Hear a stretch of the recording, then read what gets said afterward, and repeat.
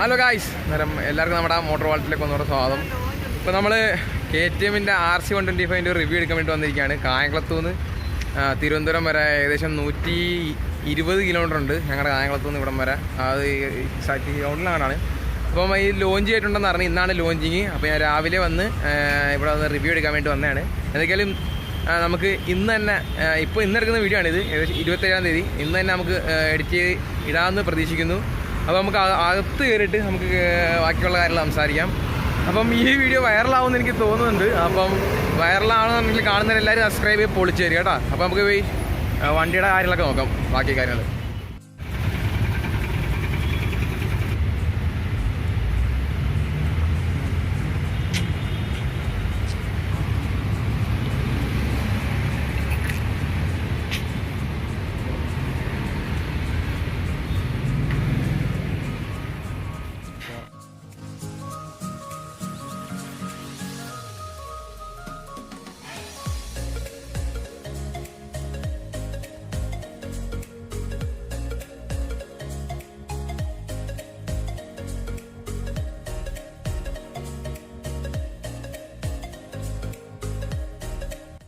Hello guys, അന്നേരം എല്ലാവർക്കും നമ്മുടെ RC125 ഡീറ്റെയിൽഡ് റിവ്യൂയിലേക്ക് സ്വാഗതം. അപ്പം നേരത്തെ പറഞ്ഞ പോലെ തന്നെ ഒരു ഡീറ്റെയിൽഡ് ആയിട്ടുള്ള വണ്ടിയെക്കുറിച്ചിട്ടുള്ള മെയിനായിട്ടും ഈ ഒരു റിവ്യൂവിൽ പറയാൻ പോകുന്ന കേസ് എന്ന് പറഞ്ഞാൽ വണ്ടിയുടെ പെർഫോമൻസിൻ്റെ കാര്യം, അതുപോലെ തന്നെ വണ്ടിയുടെ ലുക്കിനെ കുറിച്ചിട്ടും വണ്ടിയുടെ ബിൽഡ് ക്വാളിറ്റി, അതുപോലെ തന്നെ പ്രൈസിനെ പറ്റിയിട്ടുള്ള കുറച്ച് കാര്യങ്ങളാണ് ഇന്നത്തെ ഒരു വീഡിയോയിൽ നിങ്ങളുടെ മുമ്പിൽ ലിസ്റ്റ് പറയാൻ പോകുന്നത്. അപ്പം വീഡിയോയിൽ നിങ്ങൾ ഫുള്ളും കാണുക. അതുമാത്രമല്ല, ഞാൻ ഈ വീഡിയോയിൽ ഡൗൺ പേയ്മെൻറ്റ് കാര്യം ഉൾപ്പെടുത്തുന്നുണ്ട്. അപ്പം വീഡിയോ എന്തൊക്കെയാണ് നിങ്ങൾ ഫുള്ള് ജസ്റ്റ് കാണുക. എന്തൊക്കെയാലും ഞാൻ എൻ്റെ ഇൻസ്റ്റാഗ്രാമിൻ്റെ ഐഡി ഞാൻ താഴെ ഡിസ്ക്രിപ്ഷനിൽ എടുക്കാം, ജസ്റ്റ് ഒന്ന് മെസ്സേജ് അയച്ചാൽ മതി. അപ്പം നമുക്ക് ഫസ്റ്റ് ഓഫ് ഓൾ പറയേണ്ട ഒരു കാര്യം എന്ന് പറഞ്ഞാൽ ഇതൊരു നമുക്ക് ഡ്യൂക്ക് 125 കേസ് പറഞ്ഞ പോലെ തന്നെ ഒരു കാര്യമാണ്. ഇപ്പം ഈ ഒരു വണ്ടി എന്ന് പറഞ്ഞാൽ RC200 ബേസിൽ തന്നെ ഇറങ്ങുന്ന ഒരു വണ്ടി തന്നെയാണ്. അപ്പം ഞാൻ നേരത്തെ ഒരുപാട് ഈ ഒരു വണ്ടിയെ പറ്റിയിട്ട് ഒരുപാട് വീഡിയോ ഞങ്ങൾക്ക് ചെയ്തായിരുന്നു. അപ്പം ആ ഒരു വീഡിയോയിൽ ഞാൻ പറയുന്നുണ്ട്, ഈ ഒരു വണ്ടി എന്ന് പറഞ്ഞാൽ RC200 സെയിം കമ്പോണൻസും കാര്യങ്ങളൊക്കെ തന്നെയാണ് ഈ വണ്ടിക്ക് വരുന്നത്. ഒരു മാറ്റവും ഇല്ല. ജസ്റ്റ് എഞ്ചിനിൽ മാത്രം വരുന്ന ഒരു ഡിഫറൻസ് മാത്രമേ ഉള്ളൂ. ഇപ്പോൾ ലുക്ക് വൈസ് നോക്കിയാലും സ്പെക്ക് വൈസ് നോക്കിയാലും നമുക്ക് RC200 സെയിം ഒരു പ്ലാറ്റ്ഫോമിനാണ് ഈ ഒരു വണ്ടിക്ക് വരുന്നത്. എഞ്ചിൻ എന്ന് പറഞ്ഞാൽ നമുക്ക് ഡ്യൂക്ക് 125 കാണുന്ന പോലത്തെ സെയിം 125cc ലിക്വിഡ് കൂൾഡ് എഞ്ചിനാണ് ഈ ഒരു വണ്ടിക്ക് വരുന്നത്. RC200 അതുപോലെ തന്നെ RC390 പിന്നെ മറ്റ് ഡ്യൂക്ക് സീരീസിലൊക്കെ വരുന്ന പോലത്തെ ട്രെല്ലിസ് ഫ്രെയിമാണ് ഈ ഒരു വണ്ടിക്ക് കൊടുത്തിട്ടുള്ളത്. പിന്നെ ചെറിയൊരു ഡിഫറൻറ്റ് എന്താണെന്ന് വെച്ചാൽ കളറിൻ്റെ ചെറിയൊരു വേരിയേഷനാണ്. മറ്റ് വണ്ടിയിലൊക്കെ നമുക്ക് ഒരു ഓറഞ്ച് ടൈപ്പ് കളർ ഷെയ്ഡാണെങ്കിൽ ഈ ഒരു വണ്ടിയിൽ ബ്ലാക്ക് ഷെയ്ഡാണ് കൊടുത്തിട്ടുള്ളത്. അപ്പോൾ നമ്മൾ എക്സ്പെക്ട് ചെയ്ത പോലെ തന്നെ ഈ ഒരു വണ്ടിയുടെ എക്സ്ഷോറൂം പ്രൈസ് എന്ന് പറഞ്ഞാൽ 1,47,000 രൂപ എടുത്ത് എക്സ്ഷോറൂം പ്രൈസും, അതുപോലെ തന്നെ 1,72,000 അല്ലെങ്കിൽ 73,000 രൂപ എടുത്ത് ഓൺ റോഡ് പ്രൈസും ഈ ഒരു വണ്ടിക്ക് വരുന്നുണ്ട്. അപ്പം എല്ലാ കമ്പോണൻസും RC200 ഷെയർ ചെയ്യുന്നതുകൊണ്ടായിരിക്കും ഇത്തരം റേറ്റിംഗ് കാര്യങ്ങൾ കൂടിയത്. എന്നിരുന്നാലും ഇതൊരു ഓവർ പ്രൈസ് അല്ലെന്നുള്ള കാര്യം ഞാൻ കഴിഞ്ഞ വീഡിയോയിലും പറയുന്നുണ്ട്. ഇനി എന്തൊക്കെ കാര്യങ്ങളുണ്ട് ഈ ഒരു വണ്ടി 125cc super sport entry level വണ്ടിയുടെ കൂട്ടത്തിൽ പ്രീമിയം വണ്ടി ആയെന്ന് ചോദിച്ചു കഴിഞ്ഞാൽ WP-യുടെ അപ്സൈഡ് ഡൗൺ ഫോക്സ് ആണ് ഈ ഒരു വണ്ടിക്ക് വന്നിട്ടുള്ളത്. ഇപ്പോൾ 200-ലായാലും 390-ലായാലും വരുന്ന പോലത്തെ. ഇപ്പോൾ റിയറിലോട്ട് വരുന്ന സമയത്ത് WP-യുടെ തന്നെ മോണോഷോക്ക് സസ്പെൻഷനാണ്. ഇപ്പം ഇതിനകത്ത് എനിക്ക് ഇഷ്ടപ്പെട്ടൊരു കാര്യം എന്ന് പറഞ്ഞാൽ ചെളി അടിച്ച് കയറാതിരിക്കാൻ വേണ്ടി ഒരു കവറും അതുപോലെ തന്നെ ഒരു പ്രൊട്ടക്ഷൻ ഗാർഡും നമ്മുടെ മണ്ടയ്ക്കായിട്ട് കൊടുത്തിട്ടുണ്ട്. അത് നല്ലൊരു ഫീച്ചർ തന്നെയാണ്. പിന്നെ രണ്ടാമത് എടുത്ത് പറയേണ്ട ഒരു എന്ന് പറഞ്ഞാൽ ഇവൻ്റെ ടയറുകളാണ്. ഇപ്പം ഡ്യൂക്ക് 125 തൊട്ട് ഡ്യൂക്ക് 200 അതുപോലെ തന്നെ RC200 വരുന്ന പോലത്തെ സെയിം ടയറുകളാണ് ഈ ഒരു വണ്ടിക്ക് കൊടുത്തിട്ടുള്ളത്. അപ്പോൾ ഫ്രണ്ടിലായാലും ബാക്കിലായാലും ഫ്രണ്ടിൽ 125 mm പോലെ തന്നെ ബാക്കിൽ 150 mm ടയറുകൾ കൊടുത്തിട്ടുള്ളത്. MRF-ൻ്റെ സെയിം ടയറും അതുപോലെ തന്നെ RC200 അതുപോലെ തന്നെ ഡ്യൂക്ക് 200 വരുന്ന പോലത്തെ സെയിം ഓറഞ്ച് അലോയ് വീൽസുമാണ് ഈ ഒരു വണ്ടിക്ക് കൊടുത്തിട്ടുള്ളത്.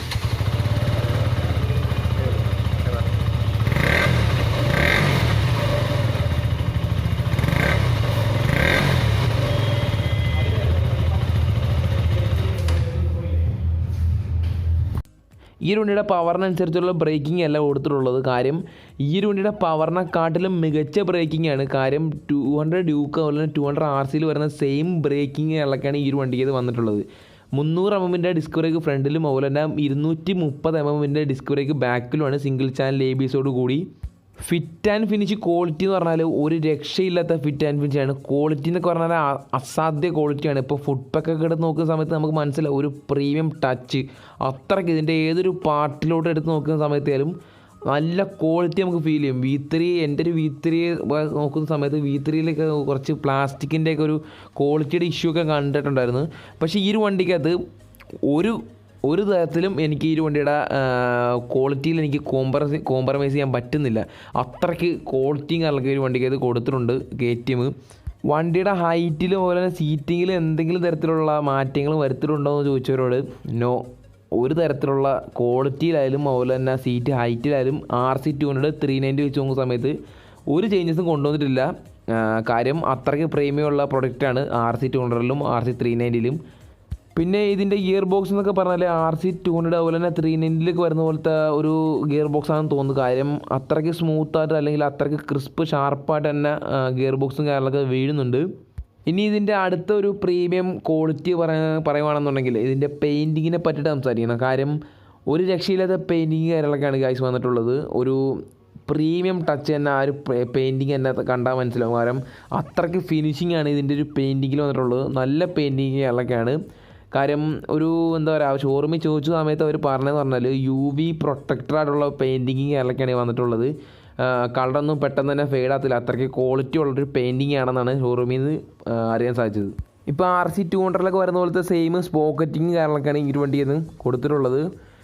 ഇനി പെർഫോമൻസ് നോക്കുന്ന സമയത്ത് നമുക്ക് ഡ്യൂക്ക് 200ൻ്റെ സെയിം ഒരു പെർഫോമൻസും കാര്യങ്ങളൊക്കെ ആയിരിക്കും ഈ ഒരു വണ്ടിക്കത് വരുന്നത്. എന്നിരുന്നാലും RC ആയതുകൊണ്ട് ചെറിയ തോതിലുള്ള ഒരു മൈനറായിട്ടുള്ള ചെറിയൊരു ഡിഫറൻസ് വരാൻ ചാൻസ് ഉണ്ട്. കാര്യം ഷോറൂമിൽ ചോദിച്ചപ്പം അവർ പറഞ്ഞൊരു കാര്യം എന്ന് പറഞ്ഞാൽ RC എന്ന് പറഞ്ഞാൽ കുറച്ചുകൂടെ എയറോഡൈനമിക്കാണ്. അപ്പം ഡ്യൂക്കിനേക്കാളും കുറച്ചുകൂടെ ടോപ്പ് സ്പീഡ് കിട്ടാനും കൂടെ സഹായിക്കും. അതുമാത്രമല്ല RCയുടെ ECU ട്യൂൺ ചെയ്യേക്കെന്ന് പറഞ്ഞാൽ കുറച്ചുകൂടെ അഗ്രസീവായിട്ടുള്ള ഒരു ഇനീഷ്യൽ പിക്കപ്പിന് വേണ്ടിയിട്ടാണ് ഡ്യൂക്കിനെ അപേക്ഷിച്ച്. അപ്പോൾ ഡ്യൂക്കിനേക്കാളും ഒരു കുറച്ചുകൂടെ നമുക്ക് അഗ്രസീവായിട്ടുള്ള ഒരു റൈഡിങ് എക്സ്പീരിയൻസ് നമുക്ക് ഈ ഒരു വണ്ടിയിൽ നിന്നും പ്രതീക്ഷിക്കാം. എന്നിരുന്നാലും പെർഫോമൻസിലായാലും അതുപോലെ തന്നെ ആ ഒരു പവറിലായാലും നമുക്ക് ഡ്യൂക്ക് 125 ആയാലും RC125 ആയാലും സെയിം ആണെന്നാണ് നമുക്ക് അറിയാൻ സാധിച്ചത്. നമുക്കന്നേരം ഈ ഒരു വണ്ടിയുടെ EMI ഡീറ്റെയിൽസിനെ പറ്റിയിട്ട് നമുക്ക് ജസ്റ്റ് ഒന്ന് നോക്കിയിട്ട് ബാക്കി കാര്യം സംസാരിക്കാം. ഫസ്റ്റ് ഡൗൺ പേയ്മെൻറ്റ് എത്ര രൂപ? 33 രൂപ അടച്ചാൽ മതിയാവും ഡൗൺ പേയ്മെൻറ്റ്. 5300 EMI 36 മാസത്തേക്ക് വരെ കിട്ടുന്നതാണ്. ഡൗൺ പേയ്മെൻറ്റ് ആണ് എത്ര കാര്യം പറഞ്ഞില്ലേ? നമുക്ക് പൈസക്ക് അനുസരിച്ച് ഇനിയും നമുക്ക് കൂട്ടി 80% ഫണ്ടിങ് വരെ കിട്ടുന്നുണ്ട്. കിട്ടുന്നുണ്ടല്ലേ? അതാണ് 33 കണക്ക് പറഞ്ഞത്. 33 അപ്പോൾ നമുക്ക് പൈസ ഉണ്ടെന്ന് അളവ് കുറഞ്ഞിരിക്കണമെന്നുണ്ടെങ്കിൽ ഡൗൺ പേയ്മെൻറ്റ് കൂട്ടിയാൽ പോരെ? 50 രൂപ 80 രൂപ ഫണ്ടിങ് നമ്മൾ എല്ലാ കമ്പനിയും ഫണ്ട് ചെയ്യുന്നത് 85%. അതാണ് ഞാൻ 33 കണക്ക് പറഞ്ഞത്. പിന്നെ ബാക്കി നമ്മൾ കസ്റ്റമേഴ്സിൻ്റെ പ്രൊഫൈലും ബാക്കി കാര്യങ്ങളും നമ്പർ ഇവിടെ കൊടുത്താൽ പോരെ? നമ്പർ കൊടുക്കണം ആവശ്യമുള്ളവർ ഇപ്പം കറക്റ്റ് ഡൗൺ പേയ്മെൻറ്റ് നമ്മൾ കോൺടാക്ട് ചെയ്യും. ഇപ്പം ബേസ് ആയിട്ടുള്ളത് 33,000. അപ്പോൾ പുള്ളിക്കാരൻ പറഞ്ഞ പോലെ തന്നെ കൂടുതൽ EMI ഡീറ്റെയിൽസ് ബേസ്ഡ് ആയിട്ടുള്ള കാര്യങ്ങൾ അറിയാൻ വേണ്ടിയിട്ട് താഴെ ഡിസ്ക്രിപ്ഷനിൽ കൊടുത്ത നമ്പറിലോ അല്ലെങ്കിൽ സ്ക്രീനിൽ കണ്ട നമ്പറിലോ വിളിക്കുക. അപ്പോൾ എഞ്ചിനെ പറ്റിയിട്ട് പ്രത്യേകിച്ച് പറയണമെന്നില്ല. എന്നിരുന്നാലും ജസ്റ്റ് പറയുകയാണ്, ഡ്യൂക്ക് 125നെ പറ്റി പോലത്തെ സെയിം 125cc എഞ്ചിനാണ് ഈ ഒരു വണ്ടിയിൽ നിന്ന് കൊടുത്തിട്ടുള്ളത്. 14.5 bhp അതുപോലെ തന്നെ 12 Nm ടോർക്കും ഈ ഒരു വണ്ടിയിൽ നമുക്ക് കിട്ടും.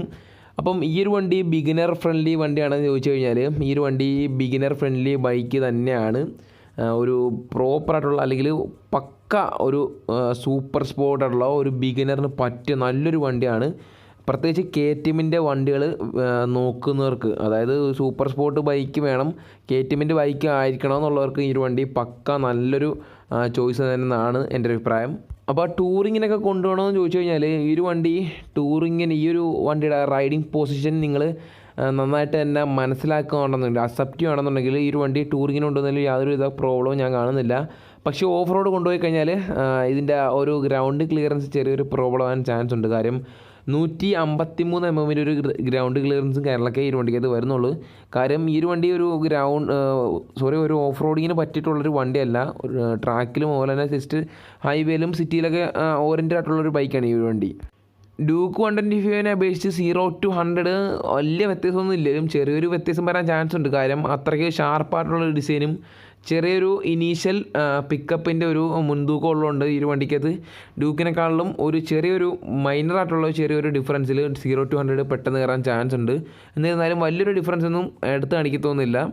പിന്നെ മൈലേജ് വൈസ് ഈ ഒരു വണ്ടി ഇത് ക്ലെയിം ചെയ്തൊന്നുമില്ല. എന്നിരുന്നാലും ഡ്യൂക്ക് 125ൻ്റെ ഒരു ഓണേഴ്സിൻ്റെ ഒക്കെ ഒരു എക്സ്പീരിയൻസിൻ്റെ ഒരു ഫീഡ്ബാക്കിൽ നിന്ന് നമുക്കൊരു 35 തൊട്ട് ഒരു 45 വരെയൊക്കെ നമുക്ക് മൈലേജ് പ്രതീക്ഷിക്കാം. ഹൈവേയിലൊക്കെ ആണെന്നുണ്ടെങ്കിൽ നമുക്കൊരു 50-നടുത്ത് വരെ തന്നെ മൈലേജ് കിട്ടുമെന്നാണ് ഷോറൂമുകാർ അല്ലെങ്കിൽ സർവീസ് സെൻറ്ററിൽ നിന്നൊക്കെ നിന്ന് പറയുന്നത്. പിന്നെ സർവീസ് കോസ്റ്റ് എന്ന് പറഞ്ഞാൽ ഒരു പ്രീമിയം 125cc സൂപ്പർ സ്പോർട്ട് ബൈക്കായതുകൊണ്ട് തന്നെ കുറച്ച് ഹയർ സൈഡായിരിക്കും ബാക്കിയുള്ള 125 അല്ലെങ്കിൽ 150cc ബൈക്ക് കമ്പയർ ചെയ്യുന്ന സമയത്ത് സർവീസ് കോസ്റ്റ് കുറച്ച് കൂടുതലായിരിക്കും. എന്നിരുന്നാലും 200-നേക്കാളും കുറച്ചും കൂടെ താഴെ സർവീസ് കോസ്റ്റ് കാര്യങ്ങളൊക്കെ വരാനാണ് ചാൻസ് കൂടുതൽ. എന്നിരുന്നാലും ഒരു സാധാരണക്കാരന് മാനേജ് ചെയ്യാവുന്നതേ ഉള്ളെന്നാണ് എൻ്റെ ഒരു വിശ്വാസം. പിന്നെ ഈ ഒരു വണ്ടിയുടെ ഇമ്പോർട്ടൻ്റ് ആയിട്ടുള്ള ഒരു ഫാക്റ്റ് എന്താണെന്ന് വെച്ചാൽ KTMൻ്റെ എല്ലാ വണ്ടികളും ഹീറ്റാവോ എന്ന് ചോദിക്കുന്നവരുണ്ട്. അപ്പം ഈ ഒരു വണ്ടി ഹീറ്റാവോ ഇല്ലയോ എന്നുള്ള ചോദ്യത്തിന് ഈ ഒരു വണ്ടിയുടെ 125cc ബൈക്കിനെ കമ്പയർ ചെയ്യുന്ന സമയത്ത് ഈ ഒരു വണ്ടി ഹൈ കമ്പാരിഷൻ റേഷ്യോ ബൈക്കായതുകൊണ്ട് തന്നെ സാധാരണ 125cc-കളെക്കാളും നോർമലായിട്ട് ഹീറ്റ് ആവുന്നുണ്ട്. എന്നിരുന്നാലും അതൊരു നോർമൽ ഹീറ്റാണ്. പക്ഷേ മറ്റുള്ള KTMൻ്റെ വണ്ടികളെ കമ്പയർ ചെയ്യുന്ന സമയത്ത് ഹീറ്റിങ് കാര്യങ്ങളൊക്കെ കുറവാണെന്നാണ് എൻ്റെ അഭിപ്രായം. അപ്പോൾ RC200 ഏകദേശം ഓൺ റോഡ് പ്രൈസ് ഏകദേശം 2,25,000 രൂപ അല്ലെങ്കിൽ 20,000 അടുത്ത് തന്നെ വരുന്നുണ്ട്. അപ്പം RC അഫോർഡ് ചെയ്യാൻ പറ്റാത്തവർക്ക് അഫോർഡ് ചെയ്യാൻ പറ്റിയ നല്ലൊരു ബൈക്ക് തന്നെയാണ് RC125 എന്ന് വേണമെങ്കിൽ നമുക്ക് പറയാം.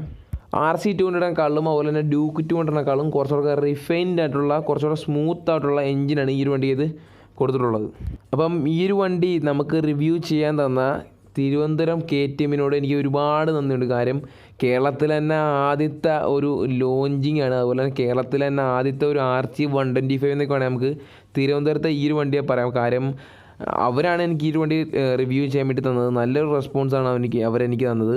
അപ്പം ഈ ഒരു വണ്ടിയെക്കുറിച്ചിട്ട് കൂടുതൽ ഡീറ്റെയിൽസ് അതുപോലെ തന്നെ ബുക്കിങ്ങിനെ പറ്റിയിട്ടുള്ള കാര്യങ്ങൾ അറിയാൻ വേണ്ടിയിട്ട് ജസ്റ്റ് താഴെ കൊടുക്കുന്ന നമ്പറിൽ നിങ്ങൾ ജസ്റ്റ് ഒന്ന് വിളിച്ചാൽ മതി. എന്തൊക്കെയായാലും ലുക്കിൻ്റെ ബേസിൽ ഈ ഒരു വണ്ടി ഒരു തരംഗം തന്നെ ആവും. കാര്യം അമ്മാതിരി ലുക്ക് തന്നെ ഈ ഒരു വണ്ടിക്ക് അത് KTM കൊടുത്തിട്ടുണ്ട്. എനിക്ക് സത്യം പറഞ്ഞാൽ 200-നെക്കാളിലും 390-യെക്കാളിലും V3-യെക്കാട്ടിലും എനിക്ക് ഈ ഒരു വണ്ടിയുടെ ലുക്കും കാര്യങ്ങളൊക്കെ ഇഷ്ടപ്പെട്ടിട്ടുണ്ട്. കാര്യം 200-നും 390-ക്കും സെയിം ലുക്കും കാര്യങ്ങളൊക്കെ തന്നെയാണെങ്കിലും അവരിൽ നിന്ന് ഡിഫറൻ്റ് ആയിട്ട് നിൽക്കുന്നൊരു കാര്യം എന്ന് പറഞ്ഞാൽ പെയിൻറ്റ് സ്കീമാണ്. പിന്നെ ഈ ഒരു ലുക്കിൽ ഈ ഒരു പെയിൻറ്റ് സ്കീം വന്നതോടുകൂടി എനിക്ക് V3-യെക്കാളിലും എന്തെങ്കിലും ഈ ഒരു വണ്ടിയുടെ ലുക്കും കാര്യങ്ങളൊക്കെ എന്തെങ്കിലും ഇഷ്ടപ്പെട്ടിട്ടുണ്ട്. അപ്പം ഈ ഒരു വണ്ടി എടുക്കാൻ നിൽക്കുന്നവർ എന്തെങ്കിലും ജസ്റ്റ് പോയി ടെസ്റ്റ് റൈഡ് ചെയ്യുക. അപ്പം ഇന്നത്തെ ഒരു വീഡിയോ എന്ന് പറഞ്ഞാൽ ഈ ഒരു വണ്ടിയെക്കുറിച്ചിട്ടുള്ള ബേസിക് ആയിട്ടുള്ള കുറച്ച് കാര്യങ്ങൾ അതുപോലെ തന്നെ എനിക്ക് തോന്നിയ കുറച്ച് കാര്യങ്ങളൊക്കെയാണ് നിങ്ങളുടെ മുമ്പിൽ ലിസ്റ്റ് ഷെയർ ചെയ്തത്. അപ്പം ഈ ഒരു വീഡിയോ എന്തൊക്കെയായാലും നിങ്ങൾക്ക് ഉപകാരപ്പെട്ടു എനിക്ക് വിശ്വസിക്കുന്നു. അപ്പം ഉപകാരപ്പെട്ടിട്ടുണ്ടെങ്കിൽ എന്തൊക്കെയാലും ലൈക്ക് ചെയ്യണം. ചെയ്താൽ നമുക്കിതുപോലുള്ള പുതിയ വീഡിയോസൊക്കെ ഫസ്റ്റിൽ തന്നെ ചെയ്യാൻ നമുക്ക് എന്തൊക്കെയാലും നല്ലൊരു കോൺഫിഡൻസ് വരും. അപ്പം ലൈക്ക് ചെയ്യുക. അതുപോലെ തന്നെ ചാനൽ ജസ്റ്റ് ഗ്രോത്ത് ആകാൻ വേണ്ടി നിങ്ങൾ സബ്സ്ക്രൈബ് ചെയ്യുക. നമ്മുടെ ഈ ഒരു ഫാമിലി നമുക്ക് എന്തൊക്കെയാലും ഒരു വലിയൊരു ഫാമിലിയാക്കി തന്നെ മാറ്റാം. അപ്പം നിങ്ങൾ ഈ ചാനൽ സബ്സ്ക്രൈബ് ചെയ്തതിന് ശേഷം ലൈക്ക് ചെയ്തതിന് ശേഷം ആർക്കെങ്കിലുമൊക്കെ ഷെയർ ചെയ്ത് കൊടുത്ത് ജസ്റ്റ് ഈ ഒരു വീഡിയോ വൈറലാക്കി പൊളിച്ചേക്ക്. അപ്പം ഈ ഒരു വീഡിയോ ഇന്നത്തെ ഇത്രയൊക്കെ തന്നെ.